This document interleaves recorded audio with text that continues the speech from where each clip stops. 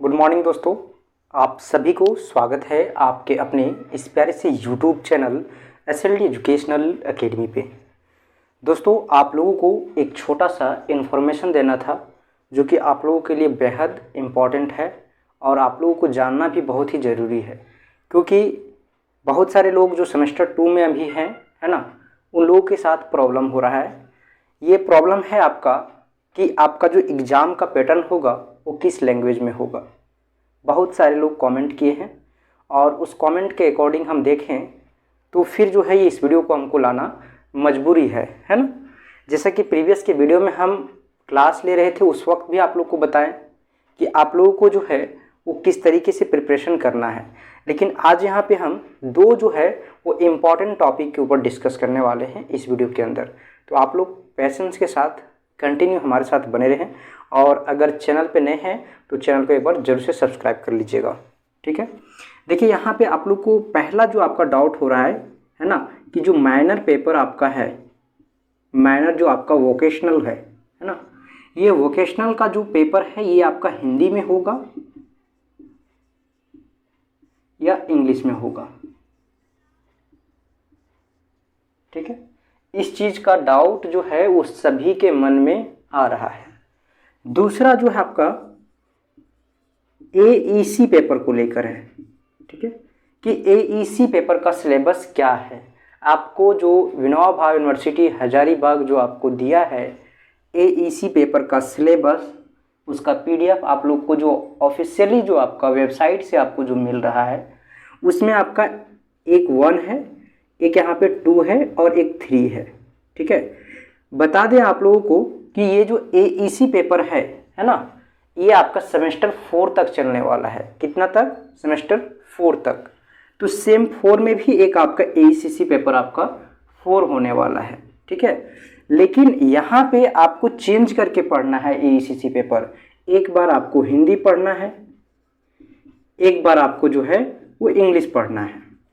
जैसे यहाँ पे आप लोग को अभी पता होगा, फॉर्म फिल कर रहे होंगे आप लोग, बहुत सारे लोग फॉर्म फिल कर चुके हैं, तो आप लोग को पता होगा जो लोग का आर्ट्स था, है ना, उन लोगों को सेमेस्टर 1 में मिला हिंदी। अब जो है वो साइंस वाले लोगों को जो है वो मिल रहा है सेमेस्टर 2 में हिंदी, है ना। और सेमेस्टर 1 में जो है उन साइंस वाले लोगों को सेमेस्टर 1 में जो है वो इंग्लिश मिला था, अब सेमेस्टर 2 में हिंदी मिल रहा है। तो इस प्रकार से साइंस और आर्ट्स, है ना,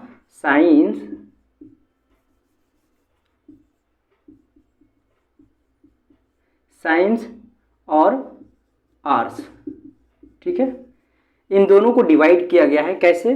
कि देखिए, यहाँ पे एक सेमेस्टर आपका सेम 1 में आपको इंग्लिश पढ़ना है, ठीक है, और इन लोगों को सेम 1 में हिंदी पढ़ना है, ठीक है, सेम 1 में। उसके बाद सेम 2 में यहाँ पे जो है ये लोग क्या करेंगे, सेम 2 में यहाँ पे जो है हिंदी पढ़ेंगे, ठीक है ना, साइंस वाले लोग। और यहाँ पे जो है 2 में इन लोग जो है इंग्लिश पढ़ेंगे। फिर इसी तरह थर्ड जब आएगा, सेम थर्ड, तब यहाँ पे इंग्लिश इन लोग पढ़ेंगे और इन लोग जो है यहाँ पे सेम थर्ड में इन लोग यहाँ पे हिंदी पढ़ेंगे। फिर एक बार इन लोग सेम 4 में जब आएंगे तो आप लोग जो है यहाँ पे 2023 से 27 से आप कोई भी सेशन से हैं, है ना, कोई भी सेशन से विनोबा भावे यूनिवर्सिटी के अंतर्गत एडमिशन किए हैं तो आपको हर एक सेमेस्टर में इसी तरीके से आपको पढ़ना है, ठीक है। सेम 4 में फिर इंग्लिश इन लोग पढ़ेंगे, आर्ट्स वाले लोग, है ना, ये आर्ट्स वाले लोग। उसके बाद यहाँ पे सेम 4 जब आएगा साइंस वाले लोगों का तो यहाँ पे ये हिंदी पढ़ेंगे, ठीक है। तो देखिए, अल्टरनेट आपको चल रहा है, चेंज करके हर सेमेस्टर में आपका जो है लैंग्वेज पेपर चेंज हो जा रहा है, एक बार हिंदी एक बार इंग्लिश। ये आपका लैंग्वेज पेपर है ना। उसके बाद देखिए, ये आपका यहाँ पे डाउट जो हो रहा है कि आपका जो ऑफिशियली जो आपका वेबसाइट है उस वेबसाइट के ऊपर जो आपका सिलेबस दिया गया है उस सिलेबस में सिर्फ और सिर्फ यहाँ पे 3 ही तक दिया है ना, AEC पेपर 3 तक। तो AEC पेपर 4 है ही नहीं। लेकिन आपको मैं बता दूं कि यहाँ पे मिसप्रिंट है ना, जो आपका सिलेबस है ये सिलेबस मिसप्रिंट है आपका। यहाँ पे जो 1 है, यहाँ पे 1 के साथ साथ 2 भी होगा, ठीक है। क्या होगा? 2।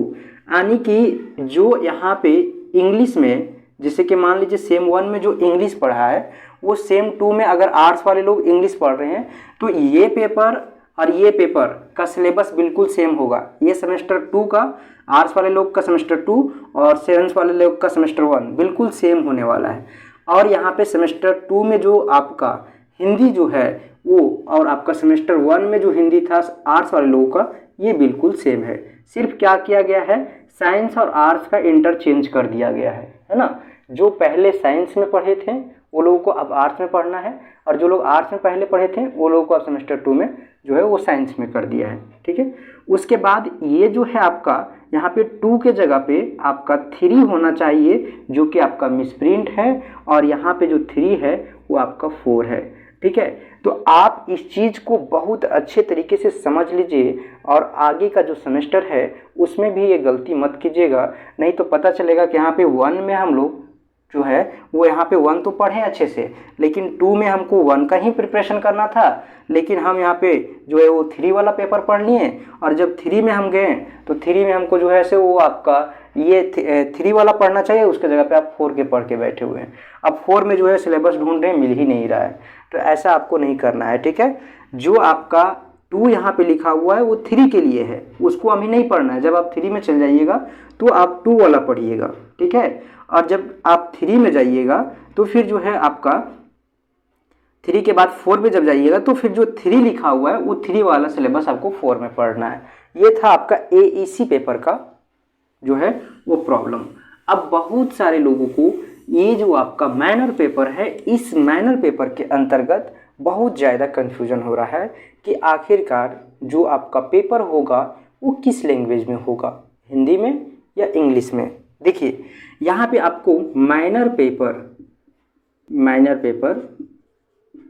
वोकेशनल, इसमें जो है आपका क्या है कि सबसे पहले आपको समझना है यहाँ पे कि टोटल कितना दिया है। टोटल 9 पेपर है ना, और 9 में से आपको जो है वो इसका यूनिवर्सिटी के तरफ से ही आपको बताया गया है ना, कि कुछ जो है आपका BA का पार्ट है, कुछ BSc का स्टूडेंट को पढ़ना है, और कुछ BCom को है ना। तो कुछ जो है आपका डिवाइड कर दिया, जैसे आपका बैंकिंग एंड इंश्योरेंस जो है आपका BCom का पार्ट है ना। जिन लोगों का इकोनॉमिक्स है उन लोगों को दे दिया गया है, क्योंकि वो जो आपका पोर्शन है वो आपका जैसे कि बैंकिंग एंड इंश्योरेंस उसको आपको पढ़ाया जाएगा इकोनॉमिक्स के टीचर के द्वारा। ठीक है, BSc की अगर बात किया जाए तो ऑर्गेनिक फार्मिंग है ना, और आपका जो है ऑर्गेनिक फार्मिंग के साथ साथ आपका जो है अन्य जो आपका पेपर है, ठीक है, वो सभी इसमें रखा गया है। BA में जो है आपका यहाँ पे स्ट्रेस मैनेजमेंट, यहाँ पे साइबर डिफेंस भी आपका इसी में आता है। ठीक है, उसके बाद यहाँ पे देखिए स्ट्रेस मैनेजमेंट है आपका एक पेपर है ना, तो स्ट्रेस मैनेजमेंट भी आपका क्या है, ये भी आपका BA के अंतर्गत आता है। लेकिन आप लोग को ऐसा नहीं सोचना है कि आपको जो है यहाँ पे ये पेपर नहीं ले सकते हैं, आप BA से ग्रेजुएशन कर रहे हैं तो ये पेपर नहीं पढ़ सकते, कोई दिक्कत नहीं है। आप 9 में से कोई भी एक पेपर को सेलेक्ट कर सकते हैं, ये आपको यूनिवर्सिटी बोला है ना। यूनिवर्सिटी की तरफ से क्लियर बोला गया है कि आप 9 में से कोई एक पेपर को माइनर वोकेशनल के तौर पे आप सेलेक्ट कर सकते हैं। ठीक है, जिसमें आपका 9 पेपर का लिस्ट दिया हुआ है, लेकिन उसको पढ़ाने के लिए, इस 9 पेपर को पढ़ाने के लिए 9 पेपर में से आपका जो है वो 9 पेपर को क्लासीफाई करके आपको ये बताया गया है कि ये 9 पेपर में से कौन सा पेपर जो है वो कौन सा फैकल्टी, कौन सा स्ट्रीम का टीचर आपको पढ़ाएगा। ठीक है, और अच्छा किया है कि आपको जो है जिस तरीके से आपको बताया जा रहा है ना, कि ये आपका ऑर्गेनिक फार्मिंग अगर साइंस का है तो साइंस का टीचर पढ़ाएंगे, अगर बैंकिंग एंड इंश्योरेंस आपका BCom का पार्ट है तो आपका इकोनॉमिक्स का टीचर पढ़ाएंगे, आपका स्ट्रेस मैनेजमेंट अगर BA का पार्ट है तो आपको BA का जो यहाँ पे आर्ट्स का जो टीचर होते हैं वो पढ़ाएंगे, जैसे साइकोलॉजी का टीचर हो है ना, या सोशोलॉजी का टीचर हो, वो सब आपको ये पढ़ाएंगे। ठीक है, अब यहाँ पे समझना ये है कि कौन सा पेपर हिंदी में आएगा, कौन सा पेपर इंग्लिश में आएगा। तो आप लोग इतना आप ध्यान में रखिए कि सभी पेपर जो है आपका वो 90% चांस है आपका इंग्लिश में आने का। ठीक है, बहुत सारे लोग मैसेज कर रहे थे कि आपका जो है वो किस लैंग्वेज में आएगा, तो मैं आपको बता दूं कि 90% चांस है आपका इंग्लिश में आने का, हर पेपर को, चाहे वो BA हो, BSc हो या BCom हो, क्योंकि यूनिवर्सिटी जो है आपका कुछ भी कर सकता है ना।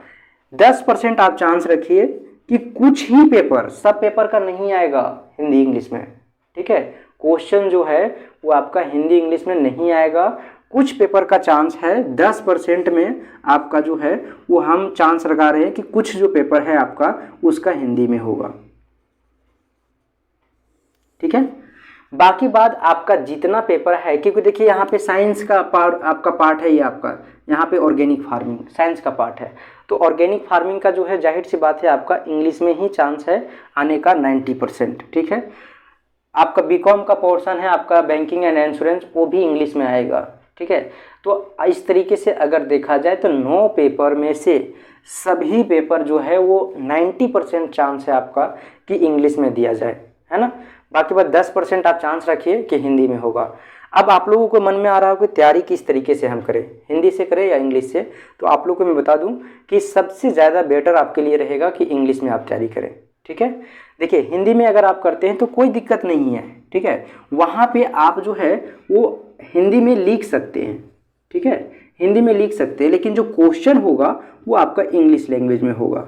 ठीक है, किसी भी आप पेपर को हिंदी लैंग्वेज में आप आंसर दे सकते हैं अगर आपको समझ में आ रहा है तो।